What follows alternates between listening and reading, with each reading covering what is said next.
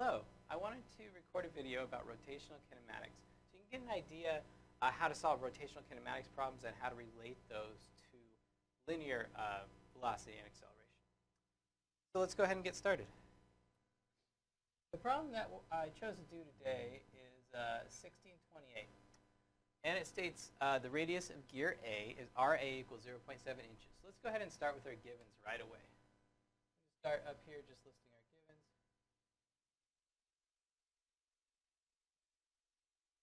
Okay, the very first one is that RA 0.7 inches. Okay, and then we have the meshed pinion gear B has a radius of RB. You can see the gears down here. It might be kind of hard to see. Gear A is actually attached to a drive shaft, and then gear B is meshed with it. So as gear A turns, gear B is 90 degrees to it, and we turn around this way. So gear B has a radius of 1.4 inches.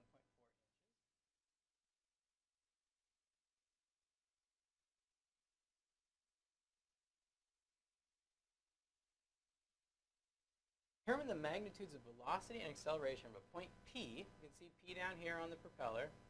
Point P located on the tip of the propeller at the instant t is equal to 0.75 seconds. So we have another given here, t 0.75.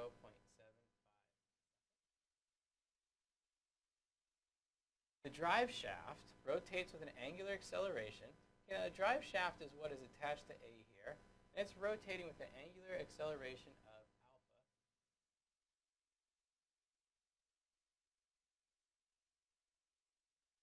alpha root of t.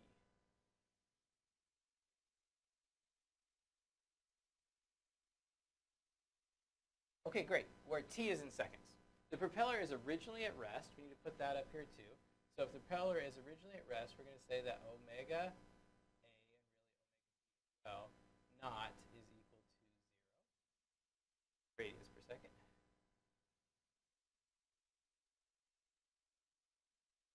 And the motor frame does not move. That's just telling us that there's no other motion besides what's happening in those gears. So we don't have to worry about a linear velocity of that boat going down. Maybe the boat's chained up or something. Okay, so that's all of the givens that we need. What are we supposed to find?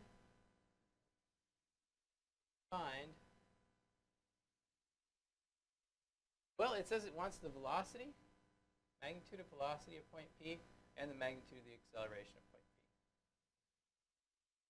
P. Okay, hopefully that gives us a good idea of what we're searching for.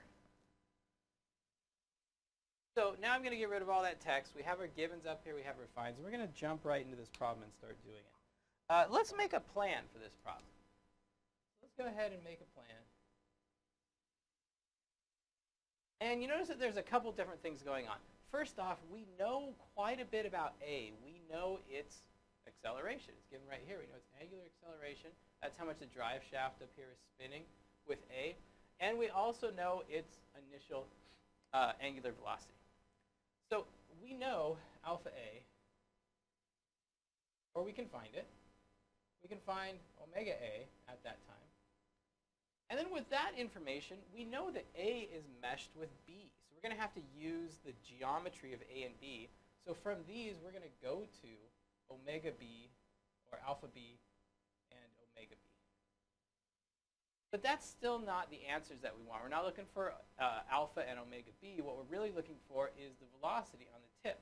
From alpha and omega B, we're going to go to the velocity of P and the acceleration. So that's just kind of a really rough plan on what we plan on doing for this problem. So let's go ahead and focus on getting started with A. Now, we know that there are kinematic equations for rotational motion. And there's three kinematic equations. The one that we're going to use first is the equation for angular acceleration. And that states that angular acceleration is going to be equal to omega dt. In other words, angular acceleration is equal to the rate of change of angular velocity. That makes sense. That's very similar to acceleration is equal to the rate of change of velocity. We can take this, we can bring the dt on the other side, and we end up with d omega is equal to alpha dt.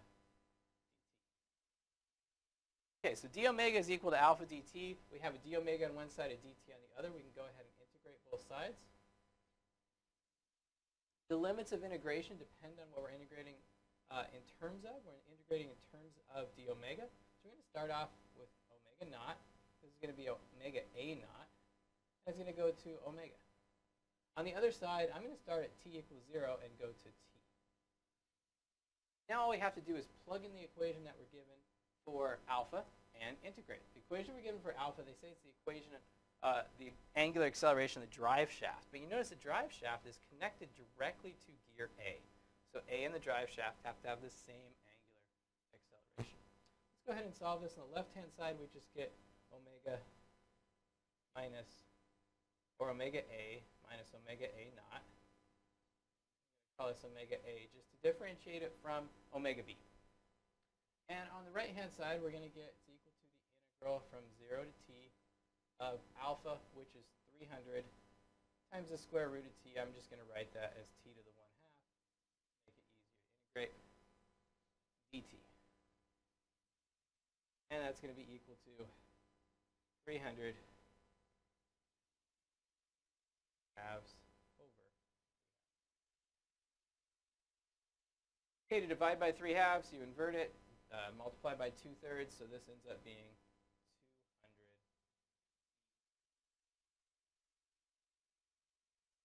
All right, so we actually have an equation for alpha, or omega A now. Omega A is going to be equal to 200 halves plus omega A naught. And omega A naught is given to us as 0, so we can cross that one out and say omega A naught, well, it starts from rest, so that one is 0. So we just have 200 t to the 3 halves. At t equals 0.75, which is one of our givens up here, we can plug that in and we can figure out omega A of 0.75 seconds. It's going to be equal to 200 times 0.75 seconds to the 3 halves. It's going to be equal to, if you do that calculation, I get 129.9 radians. Okay, so that's our omega A. We also need our alpha A. Luckily, we have an equation for alpha A. We can just plug our t into that, and we'll end up with our alpha A. So our alpha A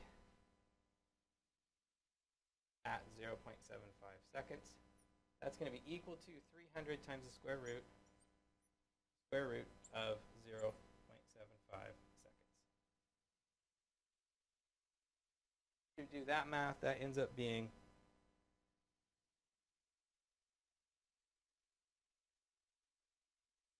259.81.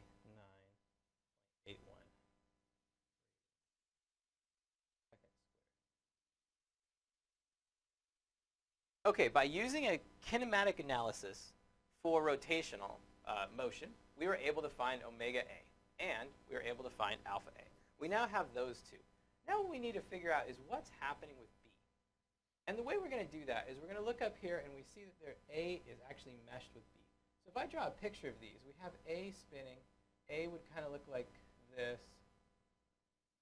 A little bit more room here.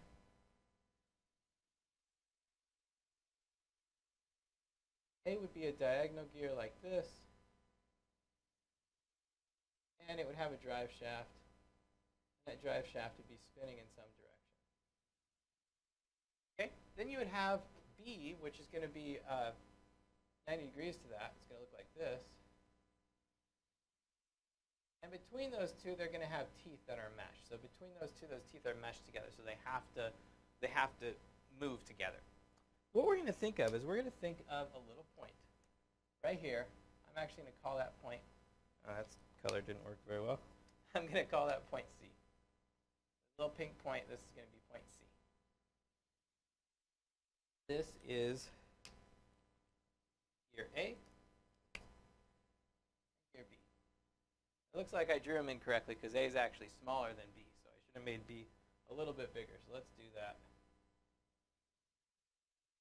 It's actually twice as big as A, which gives us the hint that we're probably probably going to expect b to be going at half the speed. So what we're going to do is we're going to say, okay, well, the c is actually coming towards me. It's coming in and out of the board as this spins. This one, if it spins to the left as I have it shown, it would come back towards me away from the board. B is also going to be meshed in that same area. So the velocity of C is going to be the same because it's the same point. Those are meshed. What we can do is we can look at one side and we can say, well, I know the relationship between linear and angular velocity. The relationship between linear and angular velocity is linear velocity is equal to omega r. That's the scalar version. If I look at it from the A side of things, on the A gear, I'm going to say the velocity of point C is going to be equal to omega A times RA. Okay, then if I look at the same thing, the velocity of point C, but I look at the B gear, that's going to be equal to omega B times RB. So we have this simple equation, omega A RA equals omega B RB. We know omega A, we know RA, we know RB. So we can solve for omega B.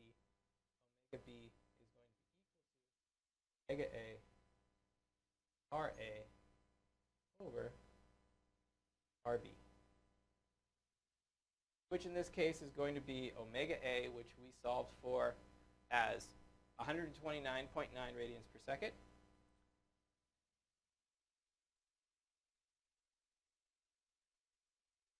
And then we're going to multiply that by RA, which is 0.7 inches.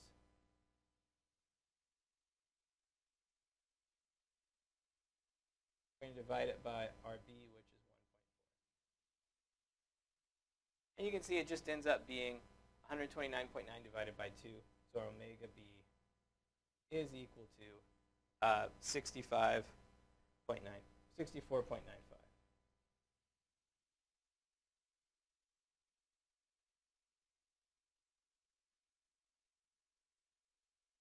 Okay, that one wasn't so bad. We got our omega B, and we're going to use that in a minute to get our linear velocity of P. But so far we've done two steps. We've got this one and this one, and now we have omega B. Now we have to find alpha B. Alpha B, we do exactly the same thing.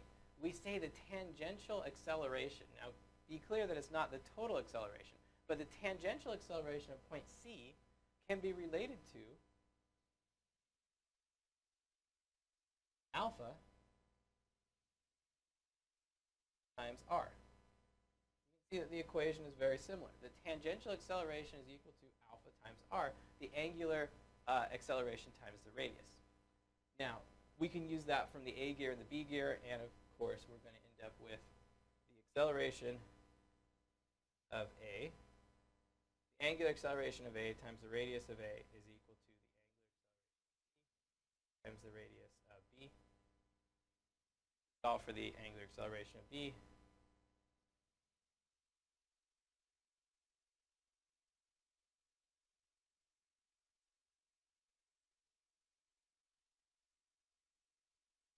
Which is going to be equal to 259.81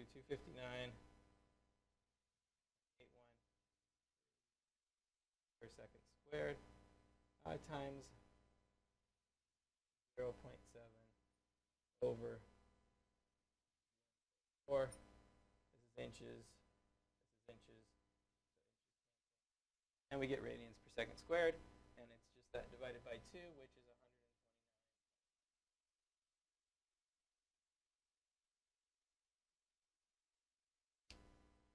Okay, we're getting pretty close to solving the problem now. We have our omega B, we have our alpha B. Now we have to figure out what happens to the propeller. So I'm going to add to my drawing a little bit. If I come up here and this propeller has a drive shaft going up, and then there's the propeller which has blades.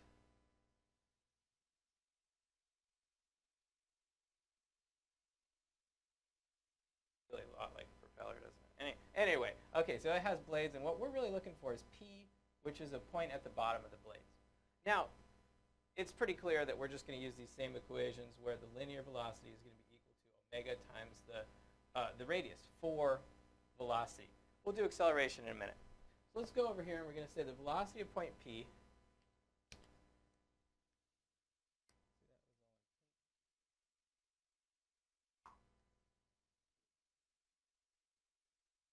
velocity of point P going to be equal to omega, in this case omega b, because b is the gear attached to that, omega b times the radius, and this time it's a different radius. It's the radius from the center of rotation out to this point. Now we have to look up here at our drawing. I didn't write that in my givens, and I really should have. So that would be the radius to point P is equal to 0.2 inches.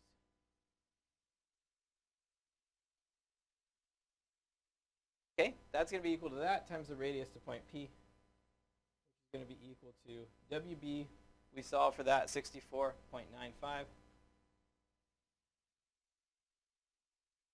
radians per second. I'm going to get a little bit more room here.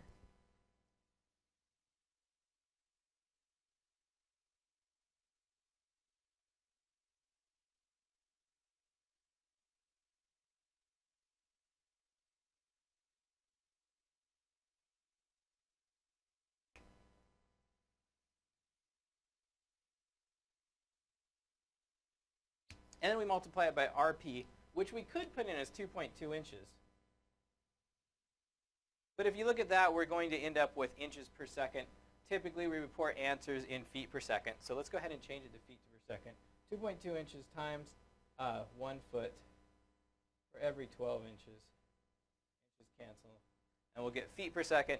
Do that calculation, and we end up with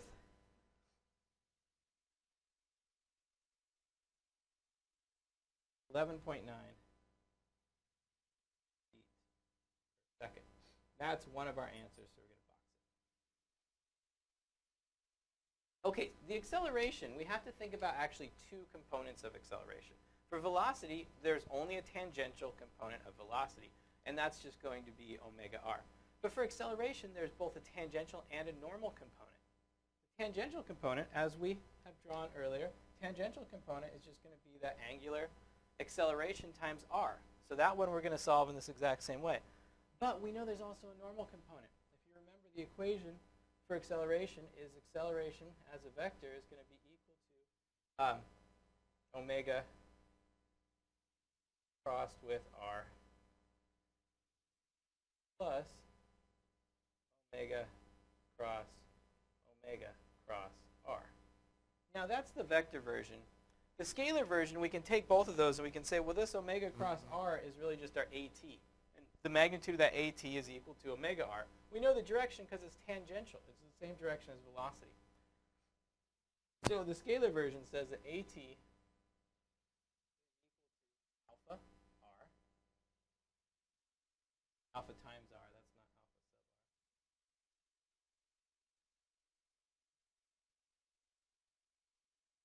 r. And our AN for a 2D system is going to be equal to omega squared times r, which is the magnitude you get from that cross product. The direction of the normal component in this case is going to be pointing towards the instantaneous center of rotation. So our tangential component would be coming out of the board as this propeller spins. The normal component would be pointing towards the center. That would be our UN, pointing towards the center of rotation. So we need to come up with both of those, and then of course the magnitude of acceleration is the square root of the squares. So AT, let's see if I have enough room down here. AT equals alpha, which we already solved for. This is alpha b. This is 129.9 radians per second squared, and we're going to multiply that by r, which was 2.2 inches, over 12 inches per foot. Up with our AT is 23.82 feet per second squared. Okay, that's our AT. Our AN is omega squared r. So our AN is going to be equal to omega, which is 64.95 squared, times r, 2.2 over 12 feet.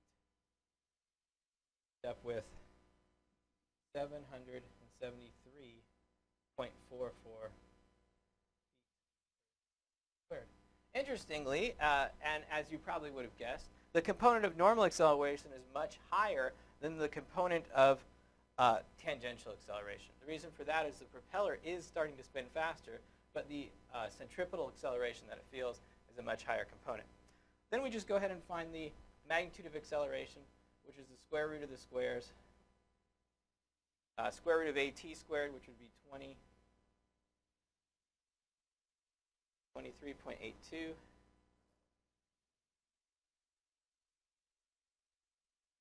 Squared plus the normal component 773.44 squared. Take the square root of the squares, the second one really wins out, and it just ends up being 774.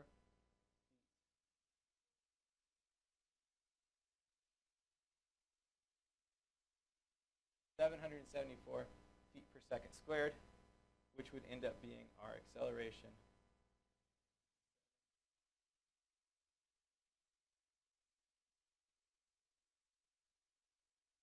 Okay, hopefully that answers some questions that you have. If you have any questions, please let me know. You can come to my office hours, or you can ask me questions on Piazza. Thank you.